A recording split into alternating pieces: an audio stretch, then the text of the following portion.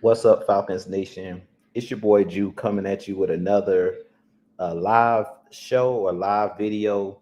This is a pop up show, and I want to talk about the Atlanta Falcons 2025 NFL schedule. As you guys know, the schedule came out 2 days ago. I believe it was Wednesday evening, and I hadn't got a chance to do a video or go live to talk about my thoughts on the Atlanta Falcons schedule. So I definitely want to give my quick thoughts. I'm not going to be on too long. I know if you guys, I didn't really post anything that I would be going live today. So this is a quick pop up show. But I will be going live a lot more. As you guys know, me and my wife did welcome a newborn baby in January. So I kind of been doing the dad thing. As you guys know, I'm a daddy first and a husband first. But as you guys come in here, make sure you click that like button for your boy. You share out this content. Follow your boy on Twitter. Follow your boy on IG. Follow me on all platforms at Jew Talk Sports here on YouTube. But I do want to run down really quick the schedule that came out on Wednesday. Now I know I've seen a couple different things where they talked about the Atlanta Falcons having, I think, the fourth easiest schedule in the NFL this season. But with looking at this schedule, I really don't think that this is going to be necessarily an easy schedule, and I really don't believe in having an easy schedule even on paper, just for the mere fact that we know from year to year teams get better, teams improve due to the draft, due to free agency and things of that nature. But we're gonna go ahead and jump right into things because, like I told you guys, I'm not gonna be on too long because I do have my daughter here with me. She's asleep right now, but I'm going ahead and jump right into it. So in the preseason, we have the Lions, we have the Titans, and we have the Cowboys. I'm not too concerned about the preseason because we know in today's NFL nowadays, players really don't play in preseason. I don't expect to see a whole lot of Michael Penix. I don't expect to see a whole lot of Drake London and Bijan Robinsons and things of that nature in the preseason. I hope they get a little bit of time in the preseason, maybe play a quarter in one of the games, maybe the third game. Usually it's the dress rehearsal for the season. But I would like to see them just get a little bit of time just to get prepared for the season. So maybe that last game against the Dallas Cowboys, they get out there um, and go ahead and create a little bit of that chemistry and things of that nature as far as the timing of plays and things of that nature, and just to kind of get their feet wet before they hit the ground running for the season. But with that being said, in week one, they started off fast with us having a game against the Tampa Bay Buccaneers, which will be the first home game of the season. And in that game, we know that the Tampa Bay Buccaneers have been the defending champs. Excuse me, the NFC South champs for the last three seasons. So they're starting right off. We're gonna get that litmus test immediately in week one, facing Baker Mayfield and those guys. Um, in week two, and that we have us on Sunday Night Football facing the Minnesota Vikings. And my brother-in-law is a Minnesota Vikings fan. That should be a very interesting game. I'm not going to give my wins and losses for these games. It's too early to me for me to give predictions. But I could see us winning this game against the Vikings due to the fact that they have JJ McCarthy, a rookie quarterback, playing in that game. But we never know because that game is going to be played in Minnesota, and we know that that's a tough place to play. So, we're going to definitely see how that goes. But that is going to be a Sunday Night Football game in week two.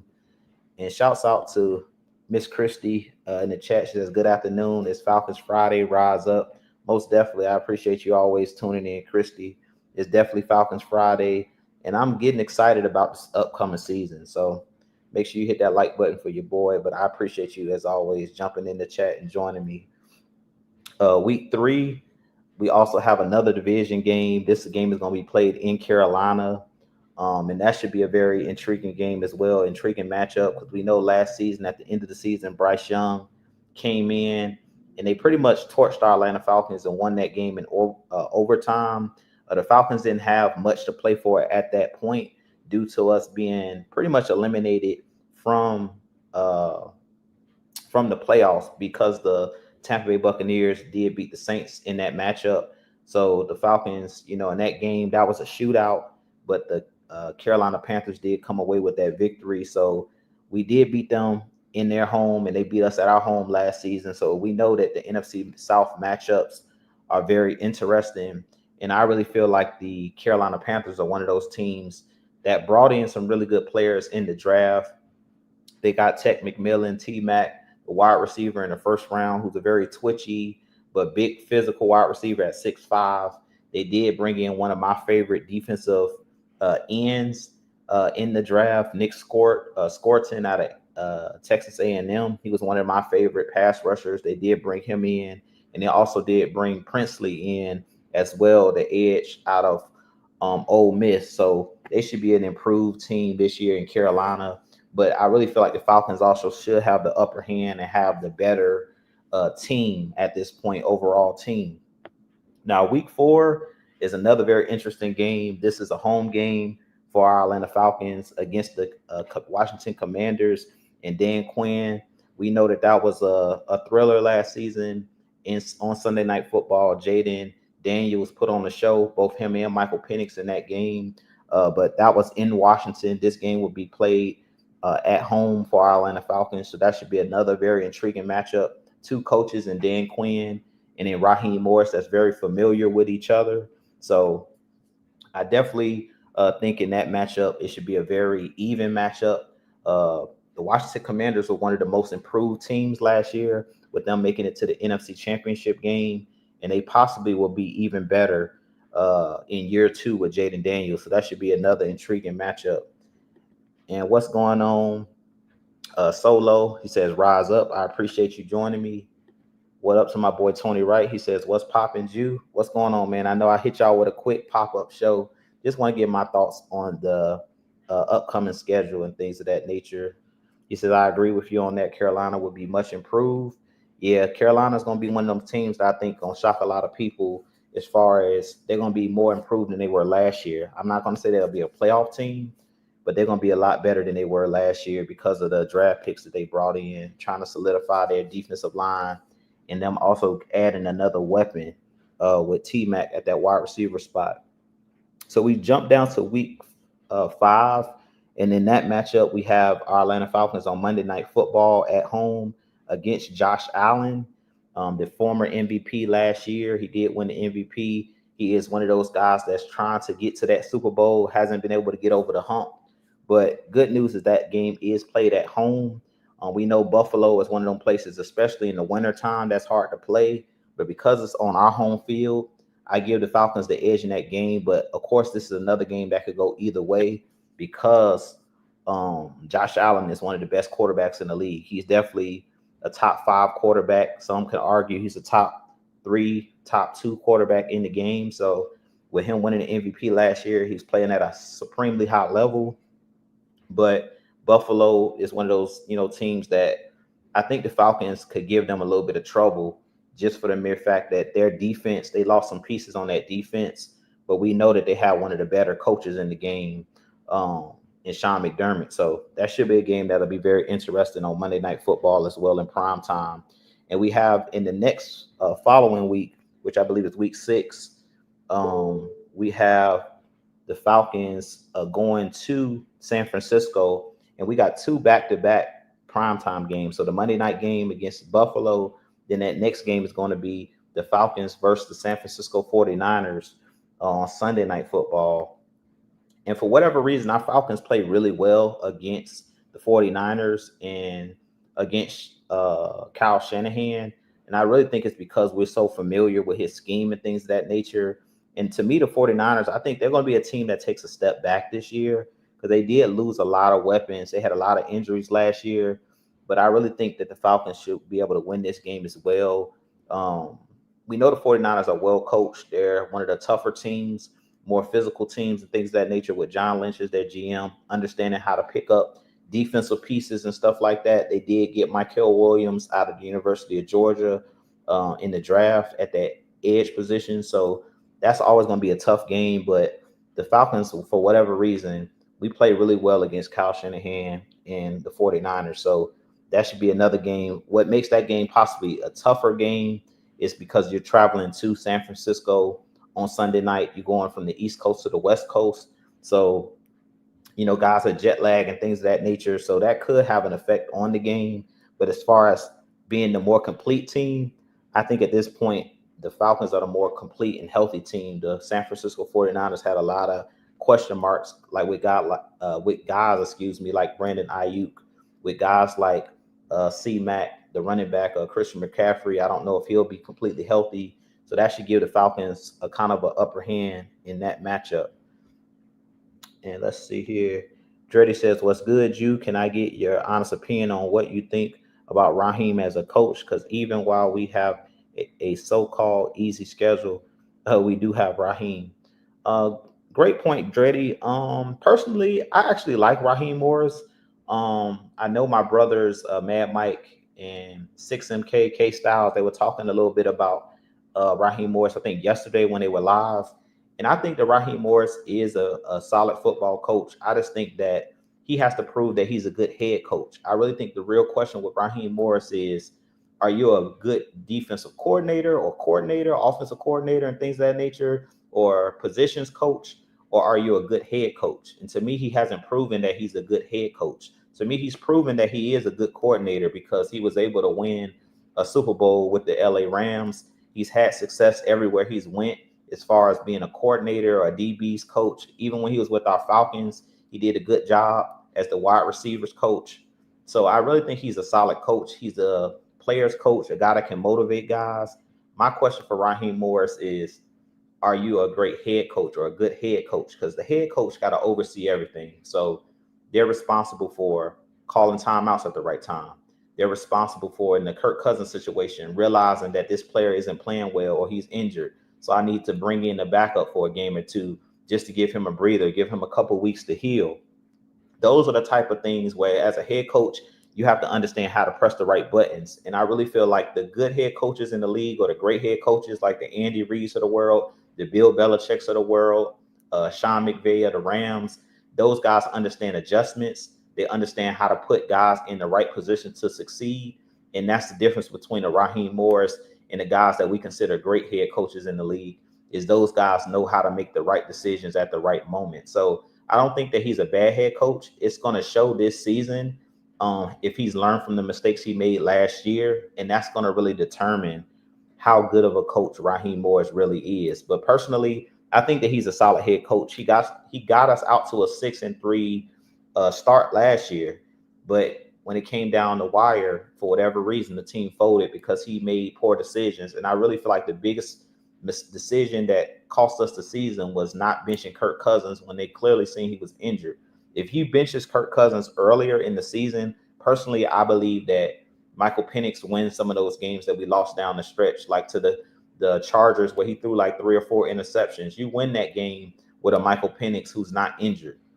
In a couple of those other games when we went on that losing streak, I think with a better quarterback play and better decisions, because really we didn't lose those games by a lot of points. It was really the decision making and the turnovers that cost us those games. So even if they would have put Penix in and kind of dumbed down the playbook and just ran the ball, played solid defense, I think the Falcons get out of there with a couple of those wins. And that would have been the difference between us missing the playoffs by one game and with us winning, say, 2 or 3 of those games, and we would have been in the playoffs based off of our record in our division. So I hope that answered your question, man.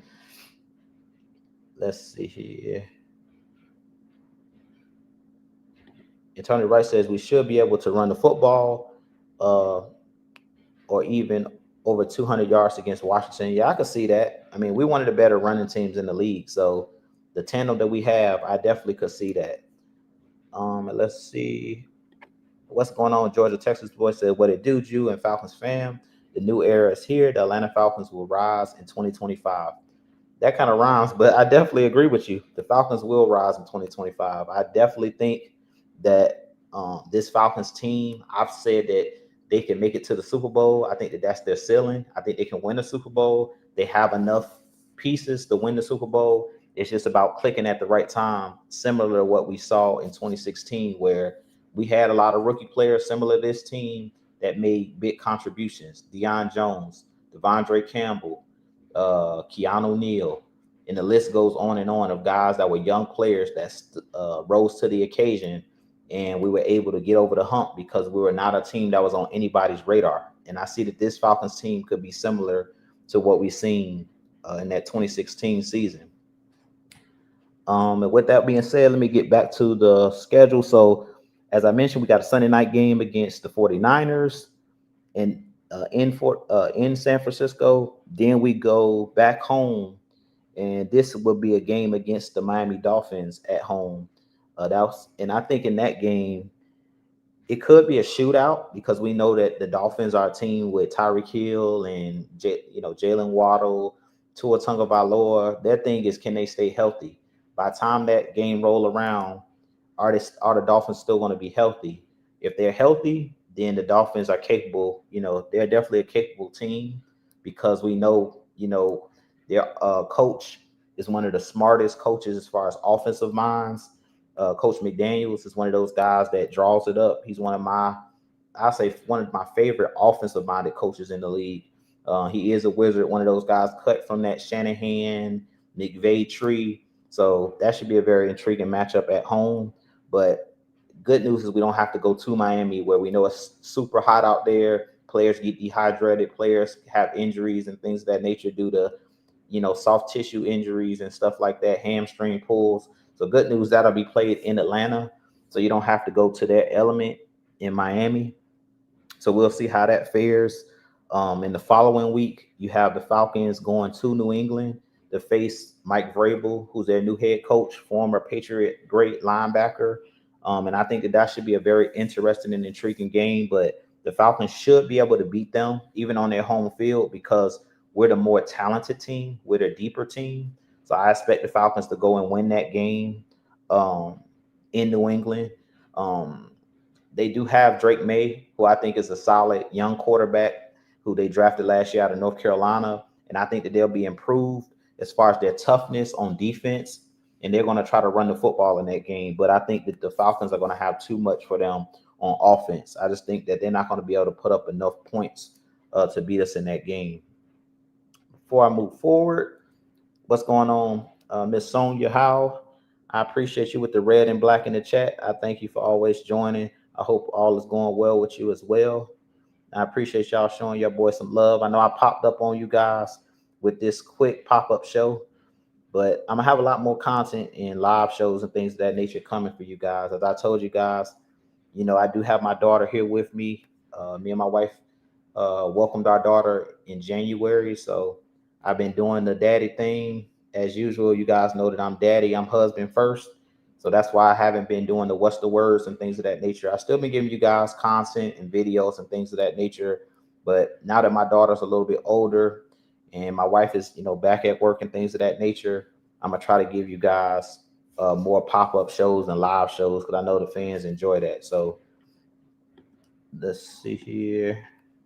So after that game against New England, you go to London, and that's the Falcons playing on the road. Well, both of us is on the road, but we consider the road team in this London game against the Indianapolis Colts. I expect the Falcons to win this game as well. We have the upper hand as far as the more complete team.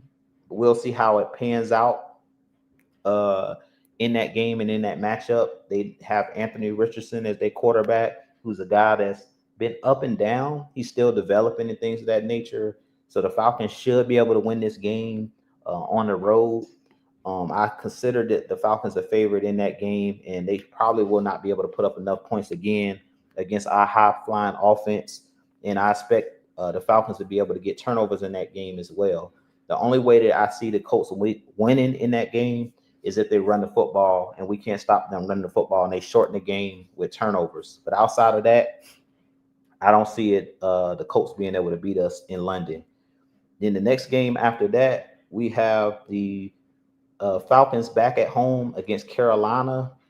And I really feel like the Falcons should be have the upper hand in this game. This is the revenge game for last year's season finale against Carolina. I don't see us losing 2 years in a row at home. But like I mentioned earlier in the stream, I think that Carolina is going to be a much improved team. I don't think that they're going to be the same Carolina Panthers of last year, where they were one of the worst defenses in the league. I think their defense is going to be improved because of the additions they made in the draft. Um, and Dave Canales, their coach, I do think that he's a quarterback whisperer. He's a guy that helped Baker Mayfield turn his career around when he was in Tampa. So I really think he's going to be a guy that's going to help Bryce Young continue to develop and things of that nature. And they added those weapons on the offensive side. But in that game, I really feel like the Falcons, we should be clicking on all cylinders. Come that game is played in November, so we should be clicking on all cylinders by the time that game rolls around. And after that game against Carolina at home, we have a game against New Orleans in New Orleans. We know that anytime we play New Orleans, that's a rivalry game. Last year, I feel like that was one of the pivotal games that swung the season, in the Saints' favor, where they were able to beat us. That was a game that Kirk Cousins said he hurt his shoulder and hurt his arm and things of that nature, and everything went downhill from that game forward. So I feel like that's going to be a pivotal game just to kind of, you know, dominate in the division. It's no reason I think the Falcons should lose to the Saints. We should sweep the Saints this year based off of their quarterback play, based off of them having a first-year head coach in Kellen Moore. I'm not a believer in Tyler Shuck, the quarterback that they drafted. I feel like they should have took Shador Sanders. Tyler Shuck is a guy that played in college for a really long time. I think they said 7 seasons because he had some injuries and things of that nature. But I don't see the Saints being a team this year that's going to compete for the playoffs, to be honest with you guys. They have an older team with guys like Cam Jordan, with guys like the Honey Badger still there. Um, but I don't see the Saints being a viable team. Now, stranger things have happened. I think Kellen Moore is a really good coach. He is coming off of a Super Bowl championship where he was the offensive coordinator for the Philadelphia Eagles. So maybe he is a quarterback whisperer himself, being that he is a former quarterback when he was at Boise State in college. So we'll see what happens in that matchup. But I have the Falcons going into New Orleans in that game. I think we had an upper hand. The week after that game, you're at New York facing the Jets, and this is another game that I think that the Falcons should have the upper hand in. They do have a first-year head coach, which I think he's going to be a really good head coach for their team. But I think that the Falcons are going to be too much for them. They do have Justin Fields as their quarterback, and I really feel like they're still a defensive-minded team with the New York Jets. So I don't see them being a team that's going to be able to beat us even at home. Unless the Falcons go there and lay an egg, I really feel like the Falcons have the upper hand and have a more complete team.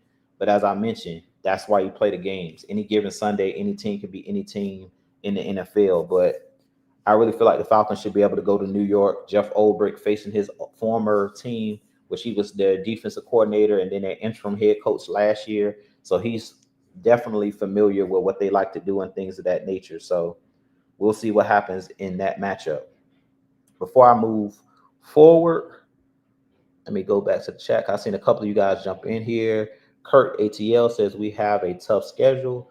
We have no bye week after the international game, and we have 2 division games afterwards. That's crazy to me.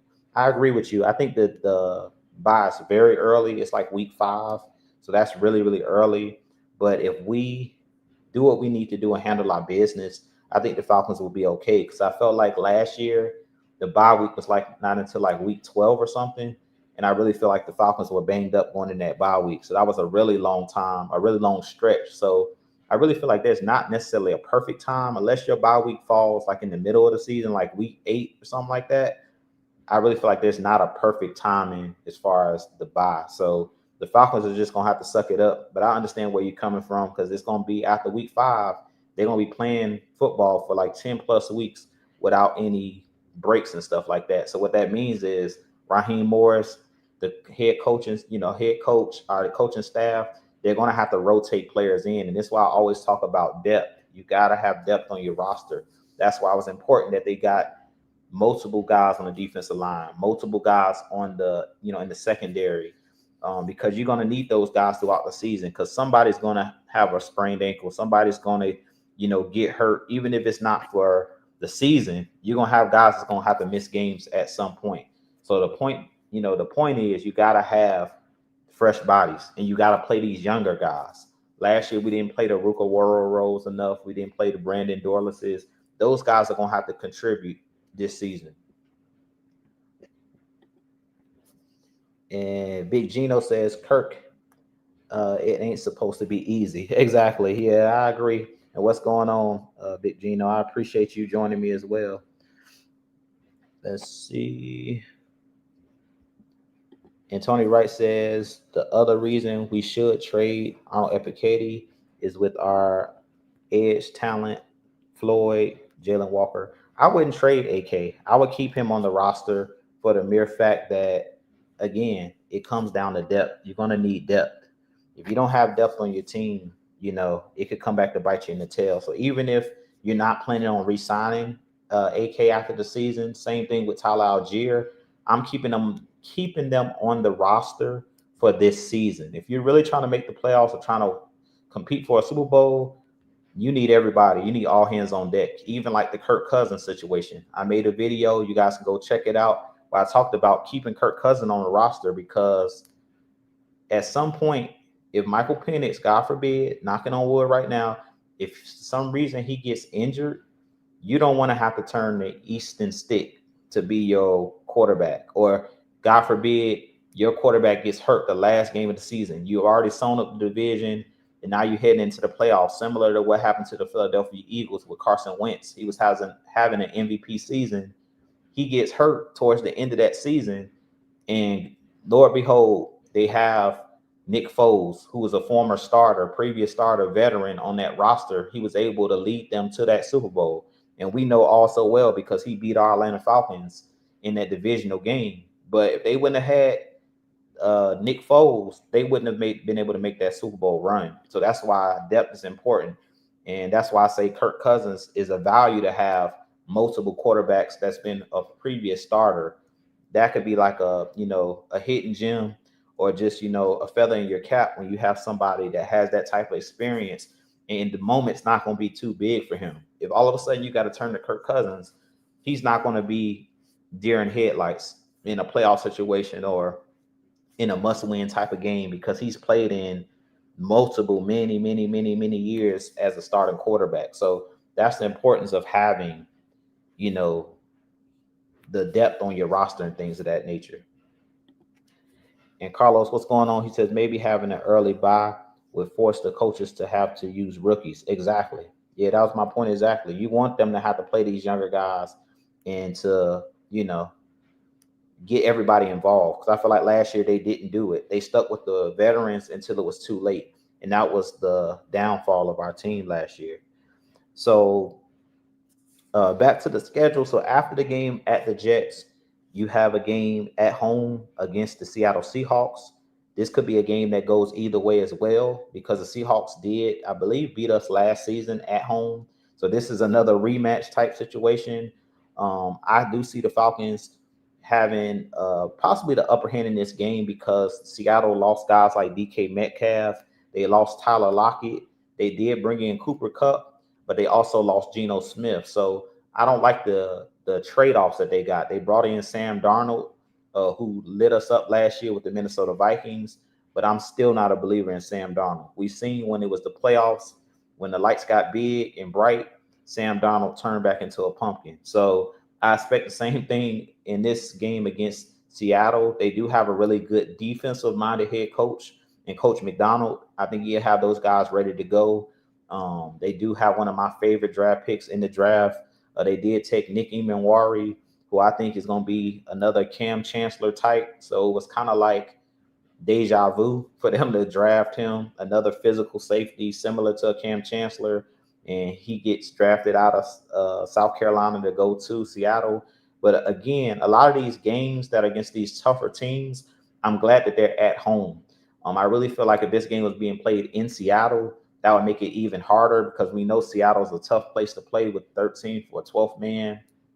But I really feel like in this game, the Falcons should have the upper hand against the Seattle Seahawks because they lost a lot of huge pieces. And Smooth C78 says, Jew, what's going on, man? I appreciate you joining me.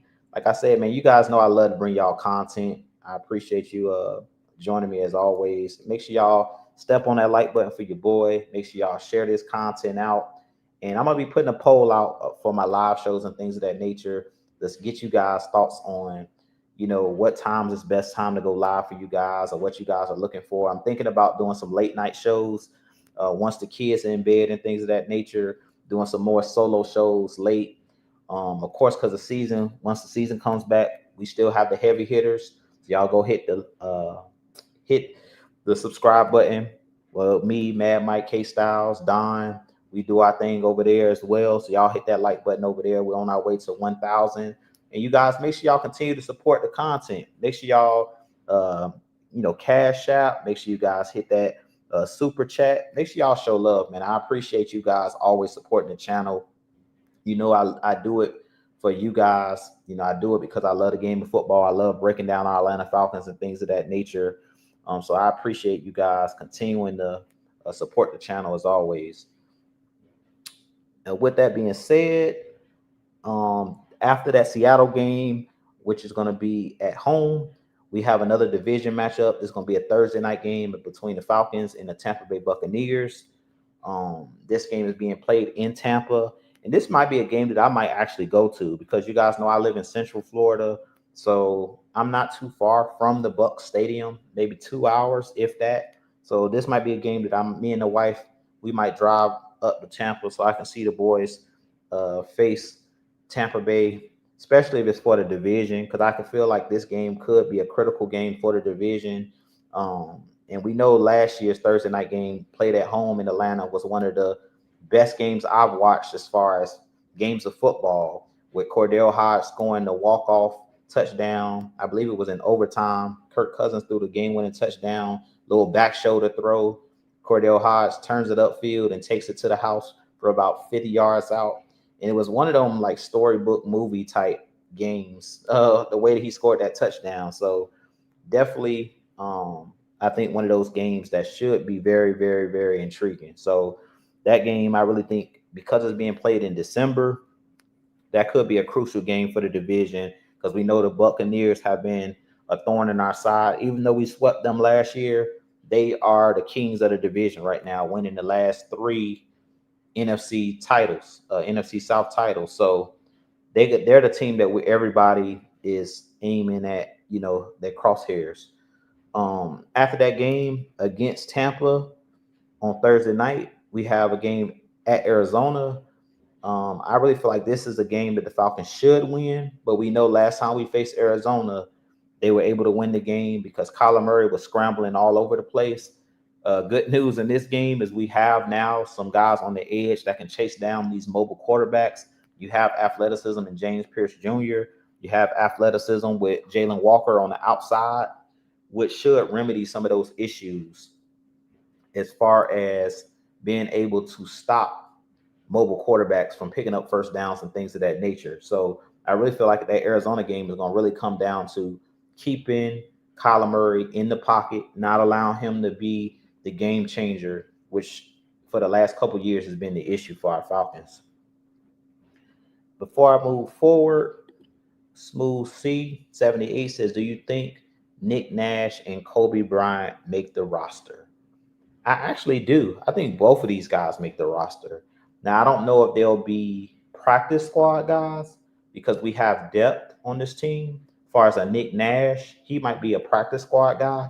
But Kobe Bryant, everybody's talking about Kobe Bryant. I really feel like it's gonna come down to is how well these guys play in preseason. Preseason is the time for these other guys that are like borderline getting cut or making the practice squad. That's their time to shine. And that's why I understand why the NFL, they're not playing the starters a whole lot, because when you play your starters a lot in preseason, you don't get to see what gems you have on your roster. Like I've seen guys in the past, like a Victor Cruz that played for the New York Giants. Nobody knew who Victor Cruz was coming out of UMass, where he played his college football. But I remember watching the preseason game, and I'm like, who's this guy, Victor Cruz, going crazy? He was making crazy one-handed catches. He was mossing, he was catching and running out the catch, he was scoring touchdowns, making spectacular catches, playing with like that third string quarterback at the time for the New York Giants. So I understand with them trimming preseason down, I believe, to 3 games now. At one point, I think it was 4 games. They're trying to, one, keep the starters healthy, but two, give these other guys a shot to prove themselves. And Nick Nash is a guy that I've watched his film. He's a physical wide receiver, but he's a good route runner. So I think he could make the team. He kind of reminds me of like a Cordell Hodge that we have currently on our team, because he's a guy that's, I feel like if his number is called, he's gonna make plays. And then Kobe Bryant, I could see him actually being on the active roster and competing with guys like the D Alfords, the Mike Hughes, all the guys that we have on the roster. I don't know if he'll surpass those guys in the beginning, because we know that Raheem Morris and we know that the starters, the veterans are going to get first dibs at playing. But if Kobe Bryant goes out there in these preseason games and is getting picks and pick sixes and he's showing out, they're going to find a way to get him on the roster and maybe the active roster, because if you put him on the practice squad, we seen last year that we had a couple of our guys that were signed off of the practice squad by other teams. So that's the risk you take with putting your guys on the practice squad, is some other team may try to scoop them up. So I definitely think that could be dangerous, with putting those guys on the practice squad. But I can definitely see both of those guys making the roster. And Christy Lewis says, since we got Kirk, this is his last hurrah to show that he's still a viable quarterback in the NFL. If his demeanor changes, he humbles himself back to a team player, mentor, it could be positive for him. Oh yeah, Kirk is a good guy. Like, I don't think that Kirk is a bad person, and not a bad teammate. Like, they showed that he was at the the voluntary workouts and stuff like that. Kirk Cousins is, for one, a God-fearing man, a believer. For two, he's just a guy that's a professional. We seen that last year when he got benched. I don't think that Kirk Cousins is going to be a locker room cancer. He's not going to be one of those guys that's going to say the wrong things in the media. Now, the stuff that he came out and said after the season was over about him being hurt and stuff like that, I think that was more about, I better protect my pockets. And if I don't say that I wasn't hurt, or if I don't say I was hurt, then another team is not going to sign me. They're going to say that I'm washed up. So I really feel like that was the only thing he could say to save his career, was to say, hey, I was injured. If he didn't say he was injured, everybody would think he's washed up. And some teams, I still believe, think that he is washed up. I don't think it's a lot of teams out there that think that Kirk Cousins is what he once was. I think a lot of people think that he's over the hill. I think that they feel like because he had the injuries, they're not willing to take a risk. I think that it's going to take some other teams having some injuries on their roster before they're going to be willing to go after a Kirk Cousins. And William Amy says Billy Bowman Jr. is starting. He could be a starter. I can see that. I mean, he's going to definitely have to show out as well in preseason, because Billy Bowman is going to play in the preseason. So he's going to have to prove that he's better than D. Alford. He's going to have to prove that he's better than the guys that are, the Clark Phillips. And it should be very intriguing in training camp to see who wins out when those guys start battling in training camp and things of that nature. But let's go back to the schedule. So after that Arizona game in Arizona in December, you will have the Falcons, and this is a Monday night game, another Monday night game, prime time against the LA Rams. Now, this is a tough matchup because we know that Raheem Morris, Sean McVay, those guys are very familiar with each other. Zach Robinson was on that staff with the Rams. So Sean McVay is one of those guys. They was literally a couple plays from being in the NFC Championship game. Matthew Stafford, they got Devontae Adams over there. That's going to be a really, really tough game. They got one of my favorite pass rushers on their team, and Jared Verse. So we'll see what happens in that matchup. I feel like that game is going to come down to who's the most healthy at that point in time in the season, because that's a few games, one game before the end of the season. That's like the second to last game of the season. So is Matthew Stafford or one of those guys going to be banged up at that point? Or is the Falcons going to be banged up at that point? that's going to really be a crucial game, a good game to watch on Monday night. Should be high scoring and things of that nature. Two excellent offenses going up against each other, two great quarterbacks going up. Because I think Michael Penix, when you talk about arm talent, that's who I compare him to. Matthew Stafford, the way that he spins the football, that should be a really, really intriguing matchup against the LA Rams. So I think they're going to have a really good season. And then the last game of the season, which is January 4th, is at home against New Orleans. At this point, I think the division will be wrapped up. And I think the Falcons, that game is always tough because it's a division rival. But hopefully by the end of it's not coming down to the end of the season like it has before, where it's like if you lose this game, you're out of the playoffs. Like we had last year, where the last couple games determined our fate. But what I'm looking for out of this Falcons team this year is just playing hard, the coaching staff playing smart, using players in the right positions, putting players in positions to succeed. And, I really feel like we squandered a lot of games last year. So that's what I'm looking for, is to see if this team, not only the coaches, but the players, if they've learned from their mistakes. I think that Michael Penix is going to benefit from having a full season, which we seen last year that Jaden Daniels, when that last game took place between, or second to last game, where we went to Washington and Penix and Jaden Daniels put on the show. I feel like Jaden Daniels had the upper hand in that game because he had played a full season. So he had some games, a lot of games under his belt, 10 plus games.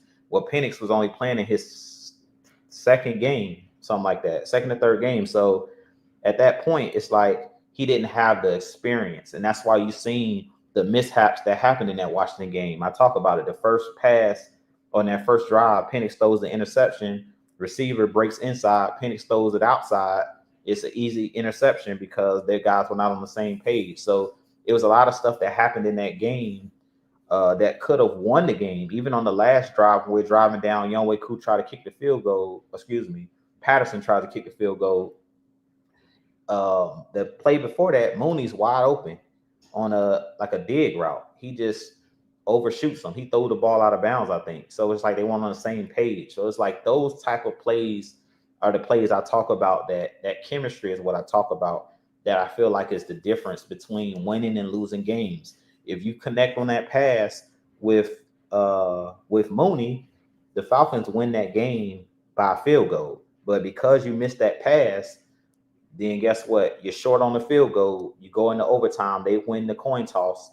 They win. They drive down the field to score the game-winning touchdown. So the NFL is that small. Like the room for error is that small in the NFL, where it's like those are the game-changing plays that either win you games or lose you games and cost you the playoffs or have you get into the playoffs. So what I'm looking for this team to do is not just start off fast, but how do you finish? Because the Falcons, we've been known to start off well and then just unravel as the season goes. We continue to unravel. So I want to see how mentally tough these players are, how mentally tough these coaches are, and how smart the coaches are. Like I said before, I don't think that Raheem Morris is a bad coach.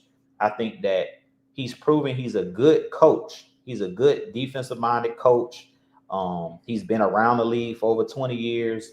I really feel like the issues when it comes to Raheem Morris is, have you learned from your mistakes as far as time management? Do you understand how to press the right buttons when it's right? Like when it's the right time, like benching somebody, like making adjustments. Like, okay, we're playing 8 yards off the ball and it's not working. Well, let's scrap this game plan. Let's try to play press, or let's try to blitz. Are you willing to step in and make the proper adjustments when they need to be made? Meaning, if your defensive coordinator last year, Jimmy Lake, everybody blames him. If your defensive coordinator is struggling or your offensive coordinator is struggling, as the head coach, it's your job to step in and go in those meeting rooms and meet with the offensive coordinator, the defensive coordinator, and help them make the proper adjustments. You can't just sit back and allow things to unravel. As the head coach, like I said, you're the overseer of everything. So at the end of the day, he's gonna be, the one that gets the blame when you lose, and he's gonna be the one that gets the glory when you win. And we've seen that with quarterbacks. We know that coaches and quarterbacks are judged by wins and losses. As much as it's kind of unfair at times, where we've seen Matt Ryan over the years get blamed for Falcons losses, like the Super Bowl, where we had a 28-3 lead, but everybody still wanted to blame Matt Ryan for not being able to score more points in that Super Bowl, even though he played out his mind that whole season, was an MVP, played out his mind in that Super Bowl, but we couldn't get one stop on defense. It's like, it's those type of deals where I feel like, you have to be smarter, wiser. You just have to make good decisions. And I really feel like that's the biggest issue when it comes to Raheem Morris. Like I said, he's a good coach. He's a Super Bowl coordinator. He was a defensive coordinator with the Rams. So that means that he knows football. He knows what he's doing. But it's a difference in its levels, as I always talk about it. It's one thing to be a good coordinator. It's another thing to be a good coach, head coach. And if you look in New Orleans, they learned the hard way with their Dennis Allen. Dennis Allen is a good defensive coordinator. He's proven that when he was with New Orleans. He's proven that everywhere he's went, he's been a solid defensive coordinator. But when he was with the Raiders as their head coach, he wasn't good. And when he was New Orleans head coach, he wasn't good. So it's just like, it seems like he's more of a good positions coach or coordinator more than being the head man and the overseer of everything. And, it's nothing wrong with that. Some guys are better coordinators. Steve Spagnuolo with the Kansas City Chiefs, their defensive coordinator. He's one of the best defensive coordinators in the league, has been with Andy Reid with the Chiefs for over 10 plus years, I believe now. But when he was a head coach, it really didn't work out for him. So, it just depends. So I really feel like those questions are going to get answered this year with Raheem Morris, as far as, are you a good head coach, or are you just a good positions coach or a good coordinator? Because those are two different things. Those are two, different categories. And shouts out to my boy Red Storm, says, "Yo, Jew, what it do, my good brother? What's going on, man? I appreciate you joining me as always. I hope all is going well with you, my brother." And Christian says the Aints has the second easiest schedule in the league right now. If they could get the voodoo off, they always play dirty and they're hardest against us. I will be there to see us win. Exactly. We're going to win that game. We're going to win that game against New Orleans. I feel like we should sweep New Orleans this year. We should sweep New Orleans. We should split with the Buccaneers, and we could split with the Panthers. But I could see us even sweeping the Panthers, but it just depends on how that first game goes against the Panthers. If we're able to win that game in Carolina, which I expect us to win, I don't see Carolina beating us at home 2 years in a row. I really feel like the Falcons are going to want that get back. I could see us sweeping the Panthers. I could see us sweeping the Saints, and I could see us splitting with the Bucks. It's hard to sweep your division. Like last year, we swept the Bucks, and we split with the Saints, and we split with the Panthers. And that just goes to show you, division games are always the hardest games because you know each other. They're familiar with each other. So we'll see what happens when it comes down to it. Now, as far as my predictions, I'll have a prediction for you guys. I'll say later, a little bit closer to the season. But if you want my early prediction, I think that the line should be 10 wins for this Falcons team. You should win at least 10 games this year. And that was my line, I think, last year as well. There's no reason why this team can't go, I believe it's 17 games now. So there's no reason this team can't go 10-7, at least 10-7. That should be the border, 10 wins. Now, I'm not saying it's going to be easy, but I feel like that's what this team should be able to do based off of what you have on paper, barring injuries. You should be able to squeeze out 10 wins. This team, that's the bare minimum, because you won 8 games last season. I believe we were 8-9, if I'm not mistaken. So you should be able to improve by 2 games with bringing in Jalen Walker, with bringing in, Pierce, bringing in Billy Bowman, bringing in Xavier Watts. You improved your defense You really upgraded a lot on the defensive side of the ball. You already have a ton of weapons on offense. So I don't see no reason why those additions that I mentioned should be good for at least 2 games. So you should win at least 10 games this season. But with that being said, you guys can drop into the chat. Give me you guys early prediction as far as the record. What you guys leaning towards as far as our record this season? If you guys want to drop it in the chat, I'll pull it up. You guys want to tell me what you think as far as record predictions this season?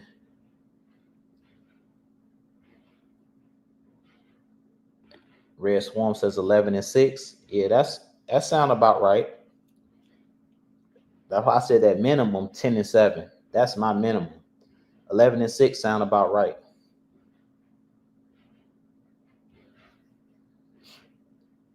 Y'all drop y'all record predictions in the chat. I see Tony Wright says, let's see, Tony Wright says 12-5. Okay, I can see that. And let's see. Tony Wright says, is Raheem Morris willing to mix up his coverages and pass defense? I think he will be, because it's going to be Jeff Ulbrich. I think Jeff Ulbrich, he has a little bit more respect for Jeff Ulbrich than he did for Jimmy Lake. That's what I personally believe, because Jimmy Lake was a first-time NFL defensive coordinator. So I really feel like Jeff Ulbrich is not afraid to push back when it comes to Raheem Morris as far as let me handle this type deal.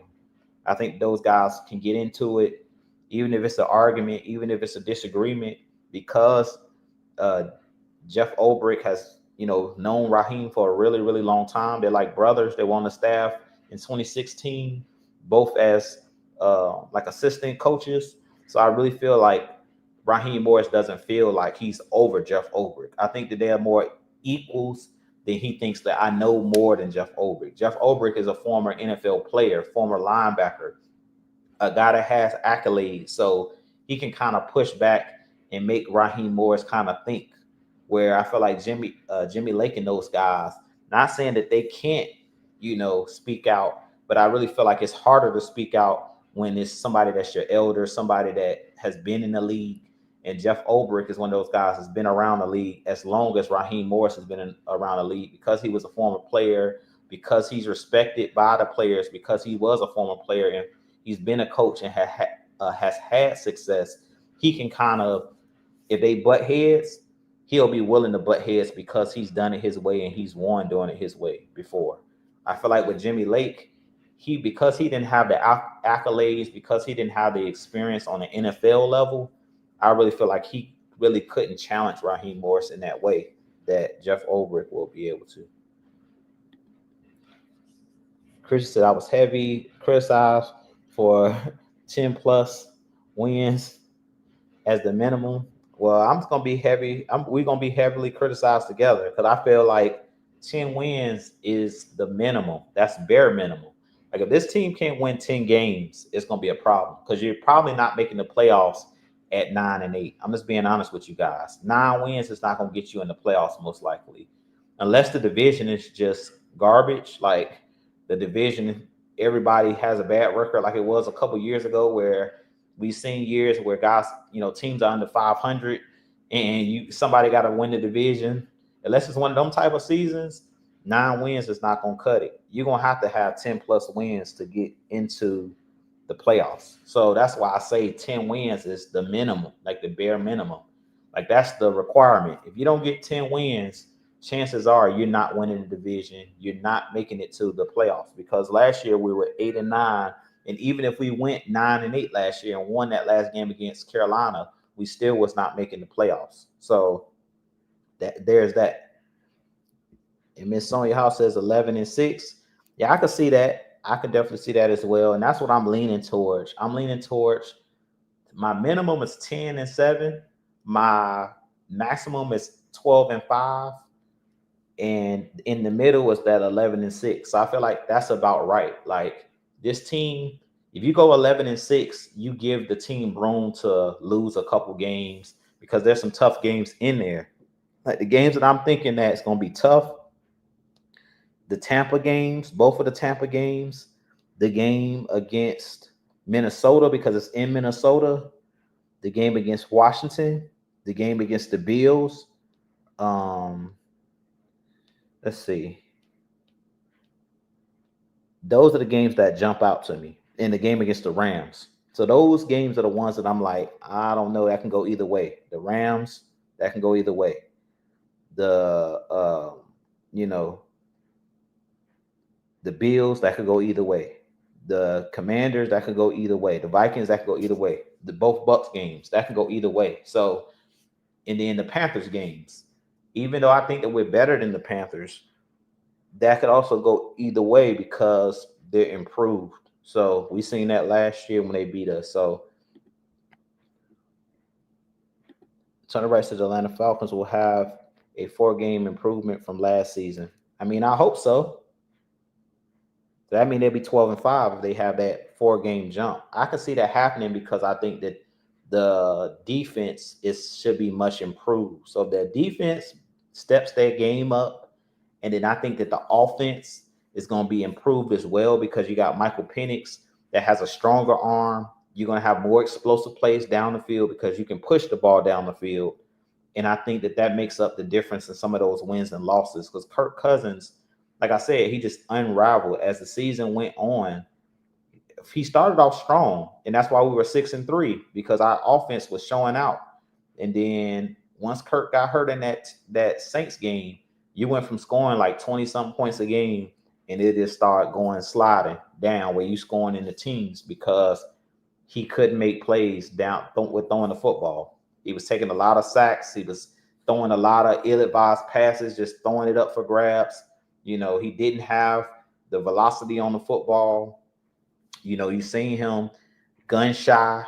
Like the worst game I've watched a quarterback play for Kirk Cousins was that Raiders game. That Raiders game told us everything we need to know in that Monday Night Football game. But they were just like, we're not going to even let Kirk throw it at all. We're just going to run the ball and see what happens. Like, we're going to play defense, run the ball. We're not going to ask Kirk to do really nothing in that game because they didn't want him to lose the game. So it's like, we just going to play it close to the vest. And that's the reason why Desmond Ridder and the Raiders almost beat us. They were throwing a Hail Mary at the end of the game that if they catch it, they win the game because that's how bad Kirk was playing at that time,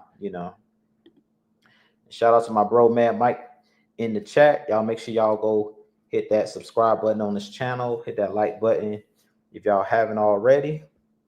I appreciate you joining me, my brother. And I know I surprised you. It's a pop-up show, man. I popped up on everybody. And Clack 5 White says, I'm picking 2 teams from our division this year for the playoffs with all the disrespect of the NFC South. Are you picking 2 teams to go to the playoffs? I don't know. You got to put it in the chat. Is that what you're saying? You picking 2 teams to go to the playoffs this year from the NFC South? It could happen. I could see. I think the 2 teams the 3 teams I think that's in the running. I could see the Bucks making the playoffs. I can see the Falcons making the playoffs. I can see the Panthers. The only team I don't see getting in the playoffs is the Saints, and that's just because of quarterback play. That's no hate. That's just I don't see them making the playoffs. If they had Shedeur Sanders playing quarterback, then I would be having or as Cam Ward or somebody like that playing quarterback, I could get behind it. But I can't get behind Tyler Shook. I don't see that. I don't see him lead unless he's better than I'm thinking. I'm estimating. I can't see Tyler Shook unless their defense is just super good and Alvin Kamara has a great season running the ball. I don't see Tyler Shook making the playoffs. I'm just being honest with you guys. And he says, yes, 2 teams from the NFC South making the playoffs. I can see that because the Bucks are going to have a good season, I think. The Bucks or the Panthers, one of those teams are going to have a good season. And I'm leaning towards the Bucks because the Bucks have proven it. And they brought in some key contributors. They got Hassan Reddick. They got Abuka, the Ohio State receiver. They already got, Godwin. They still got Mike Evans. They still got Baker Mayfield, who a lot of people don't like, but Baker Mayfield is a lightning rod. This dude has played really, really well for the Panthers. I mean, excuse me, for the Bucks. So I don't care what anybody says. I believe that Baker Mayfield is a good quarterback. As much as we might not like him, I don't care if you like him. The dude is putting up numbers. The dude is putting up numbers. The dude is fearless. The dude has beaten some really good teams. They won playoff games. So I can't just overlook Baker Mayfield and the Buccaneers. And to me, they're the team that I'm watching for because they won the division 3 years in a row. I know I'm seeing all this stuff saying the Falcons are the front runners to win the division, which I believe could happen.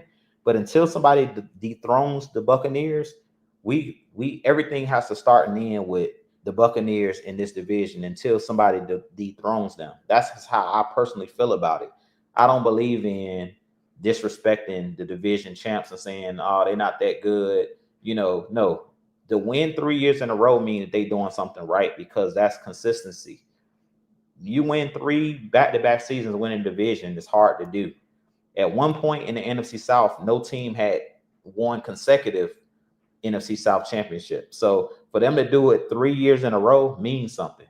That means that Todd Bowles, that coaching staff, they're doing something right with those players over there. So they got a lot of, they got future Hall of Famers over there as well because Mike Evans is going to be a first ballot Hall of Famer. He should be. Based off of the career he's had, 1,000-yard season, every single season he's been in the league. He's done it for, I think, a decade. That's hard to do when you know injuries going to pop up and things of that nature. So I'm not afraid of the Bucks, but I give them the respect because what they've done is hard to do.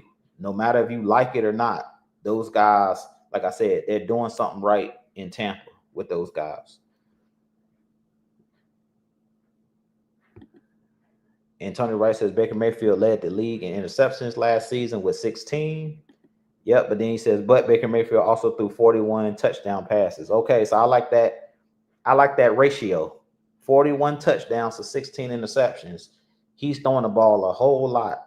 And like I said, they got some players over there. That Bucky Irvin in the running backfield as their running back, he's really good. And Ibuka is a guy that can play. He played at Ohio State. That dude is really good. So you put him in the slot or with Godwin and with Evans, they're going to be tough to stop. I'm just being honest with you guys. The only thing that I would say about the Bucks is I don't know who their offensive coordinator is because I know that they lost their offensive coordinator last year. He's the Jaguars head coach now. And then Dave Canales was their offensive coordinator 2 years ago. So I'm not too sure who took over as the Bucks offensive coordinator. But that's the only only concern that I have is who's that offensive coordinator? Is he gonna click with Baker Mayfield the way that the last 2 coordinators were able to get the best out of him? That's really gonna be the real question for the Buccaneers is whoever that new offensive coordinator is he gonna be able to catch lightning in a bottle and help Baker Mayfield and be creative and stuff like that. But if they do have a solid offensive coordinator, then I could see them, competing again for the division because they're really, really, really good as far as the talent that they have. They have a lot of weapons over there, especially on the offensive side of the ball. And they also improved their defense. They brought in, I think, Shiloh Sanders. He's was not drafted by them, was an unrestricted free agent brought in. Like I told you, they got Hassan Reddick. They got, they always have a good defense with Tampa.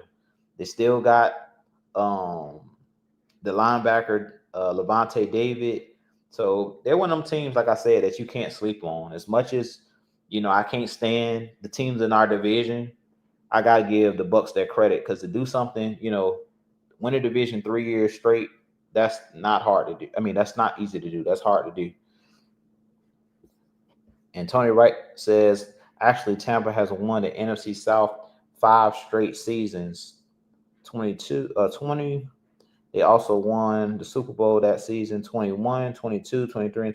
Is that right? I don't know about that. I thought one of those years they lost to the Saints. They lost the division to the Saints, if I was not mistaken. If they won it 5 straight seasons, that's even more impressive. That's something I'm going to have to fact check, Tony. But if they won it 5 straight seasons, then Yeah, they like that. Yeah, I already know Hassan Reddick is going to be a problem to block. Yeah, Hassan Reddick is a guy that was really good for Philadelphia. He had the contract issue with the Jets last year, but he's still a guy that's out to prove something because of the whole debacle that happened with the New York Jets last year, with him sitting out and then only playing a couple games. He really couldn't prove what he could do. But from what I've seen in his career, I know what he can do. The dude is special. So yeah, that's not gonna be easy to block. That's definitely not gonna be easy to block. So with that being said, I'm not gonna be on too much longer. Like I said, I just wanted to give you guys my thoughts. On this schedule. Like I said, the schedule is really tough looking at it. There's not a lot of easy games or gimme games, even though no game is a gimme game in the NFL or easy game in the NFL. As far as talent wise, it's not many games up here where I can say, oh, that should be an easy win, or that should be a game where we just more supremely talented as far as roster wise, black and white. It's a few games up here that I can look at it and say that. But for the most part, when they talk about parity in the league, there's parity. Like there's so many, teams that are really, really, really, really good. So, and let me see here. Before I get off, I want to show some love because look, somebody hit the cash app, and I appreciate you showing the love. And I don't know if that says Tanisha Boatwright. If that's Tanisha, let me know if that's Tanisha. But I believe it says Tanisha Boatwright. Shouts out to her for the cash app. I appreciate you showing love. But like I said, man, you guys know that I love to bring you guys great content. Like I said, at any point you can hit the cash app, super chat. We appreciate each and everything, that you guys donate to the channel. It all goes back to bringing you guys great content. Like I said, I love talking Atlanta Falcons football and just talking football in general. But like I said, I'm bringing you guys a lot more live shows, maybe pop-up shows. So if you guys are new to my channel, make sure you hit this, not just the subscribe button, but hit the notification bell, and hopefully you get it, get my content when I go live. You get that notification bell. But I'm gonna try to do a lot more live shows, now that my little one is a lot older now. She's 4 months, or she'll be 4 months at the end of this month. My baby girl. I'm gonna be bringing you guys, more and more content. But I'm gonna try to probably give you guys some late night shows. So once the kids is down in bed and things of that nature, I'm gonna try to give you guys some live shows, but we can just talk about whatever the latest, news is out there, Atlanta Falcons news and things of that nature, or some topics that I've been thinking of that I'm going to share with you guys. But with that being said, you guys make sure you, like I said, hit that like button, hit that subscribe button. You can follow me on Twitter, IG, here on YouTube. Everything is at Jew Talk Sports. The same way you see scrolling on the bottom of the screen, Cash App, the $ Jew Talk Sports. Like I said, super stickers, all of that, man, and also the Jew Talk Sports membership. If you want to be a member of the channel, you guys definitely hit that button down there for the membership as well. I'll be bringing you guys some members only stuff as well soon. So I may be dropping some videos where you guys get first dibs on the videos. If you're a member, you also get first dibs on sending me questions that you may have that you want me to do a video on. Maybe it's something you looked into that you want me to talk about on a live show, or maybe it's something you want me to do a quick video on. If you're one of my members, you get first dibs on that type of stuff. And Jake says 71 says yes, it is not broken, don't fix it. It's not broke, don't fix it. Yeah, I agree. If it ain't broke, don't fix it. But like I said, man, I appreciate you guys. I have a lot more content coming for you guys. Stay tuned, like I said, to the channel, because I will be dropping some videos, and more live content for you guys, because I know you guys enjoy the live shows, but we know time is money and it gets tight sometimes as far as my time. I got a lot of stuff going on with my two boys and now my baby girl and the wife.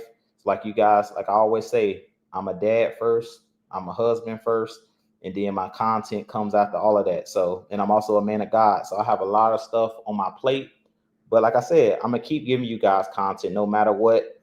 If I'm not giving you a live show, I have content dropping on the channel. So like almost daily, I try to put out at least a video, a short. So if you enjoy the Falcons content or just NFL content, you should expect me to drop something at least every other day, if not every single day. I try to give you guys something, on the channel.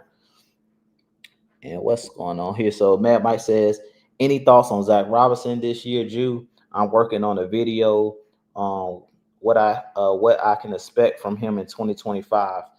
So I'll answer real quick. So with Zach Robinson, I actually expect him to take another jump as well this year. And I really feel like he couldn't really run his offense, his full offense last year, because he really couldn't run a lot of plays where he was moving the pocket because Kirk Cousins was kind of a sitting duck.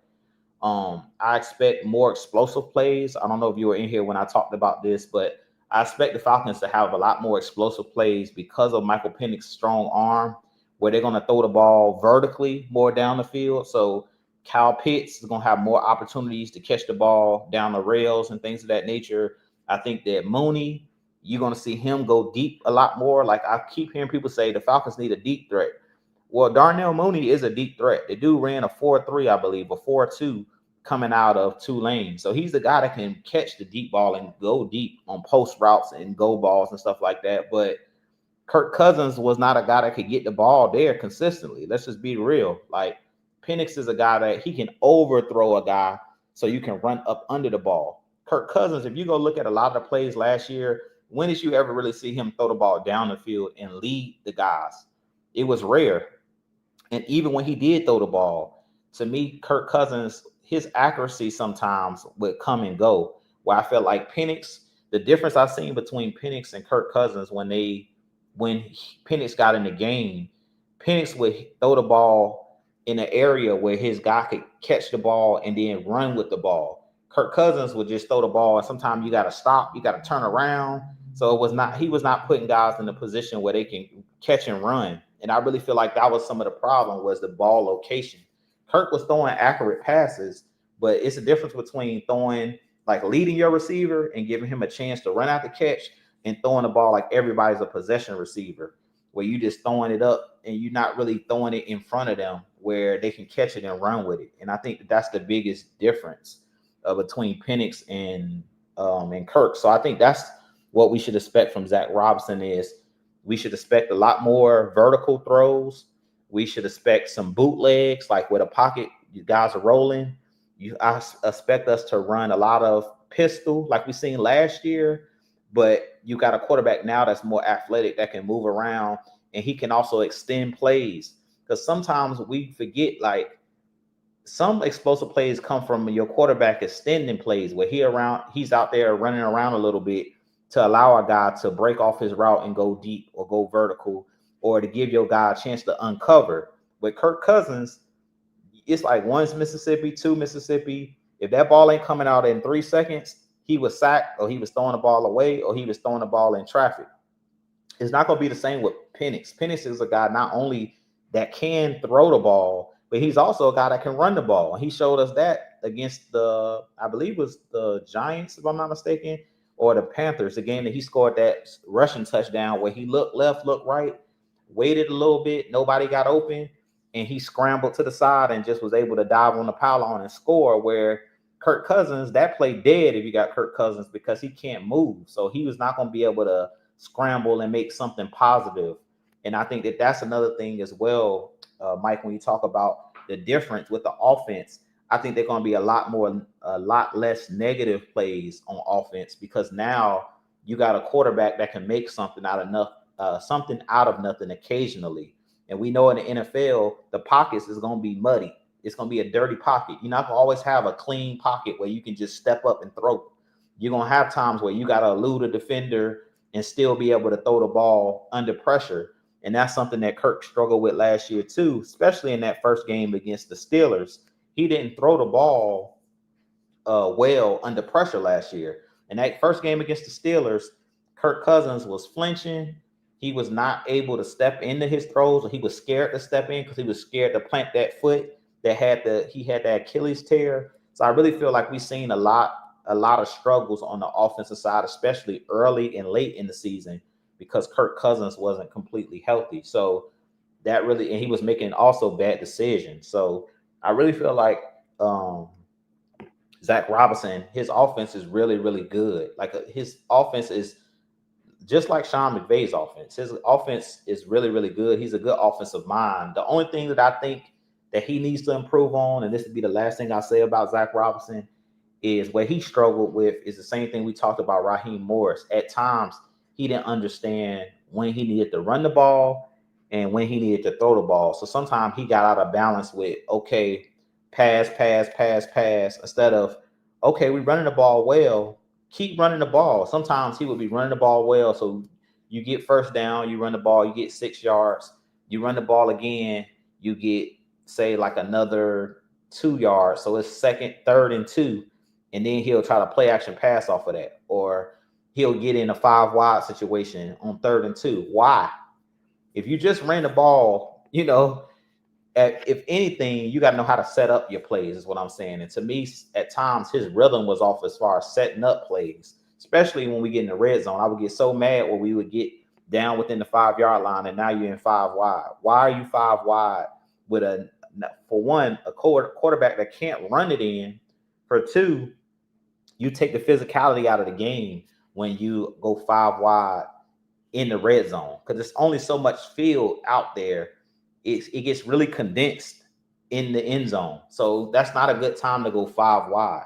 To me, that's a time where you need to run the ball. And I feel like that was some of the issues we had with Zach Robinson, is he didn't know in certain situations when to run, when to pass, and how to set his plays up. And that's something that Kyle Shanahan, for the most part, outside of the Super Bowl and the Super Bowls and the big games that he's been in, that's what makes Kyle Shanahan one of the better coaches in the league, and why Matt Ryan had that 2016 season where he won the MVP is because Kyle Shanahan, just like his father, Mike Shanahan, he understood he calls plays to set up the next play. So I'm going to run this play, then I'm going to come back and run another play later in the game out of that same formation, but it's not going to be the same play. So I might have ran out of this formation in the first half, but in the second half, I'm going to throw the ball out of this formation.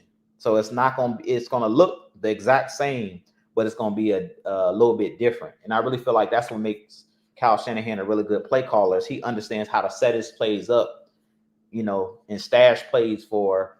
I'm not just calling the play to see if it's going to work. I'm calling the play intentionally early in the game to try to bait the defense into thinking like, okay, I seen this formation, he's going to do this, and then it's something else. So I think that's what makes Kyle Shanahan like a really good offensive coordinator. He understands how to set up his plays. But with that being said, I'm going to get this last comment here by Jake71. He says, I was thinking same as you, Ju, 10 or 11 wins. Yeah, I could see that. I could see 10 or 11 wins. Yeah, I think that's the sweet spot is the 11 wins, but I think 10 wins should be the bar. So this Falcons team needs to win at least 10 games. That's the bar. Nothing below 10. You won 8 last year with Arthur Smith. You won 7 games, I think 3 years in a row, 7-10, 7-10, 7-10. So you should be able to improve over the last 4 seasons. You should be able to improve 3 games. You should be able to win 3 more football games with the roster that you have. With that being said, I'm going to holler at you guys. I appreciate you guys for continuing to show love to the channel, subscribe, continuing to check out the content. As always, be blessed. Have a great evening. Be safe out there. Have a blessed weekend. I have a lot more coming for you guys. As always, Falcons Nation, rise up. Peace.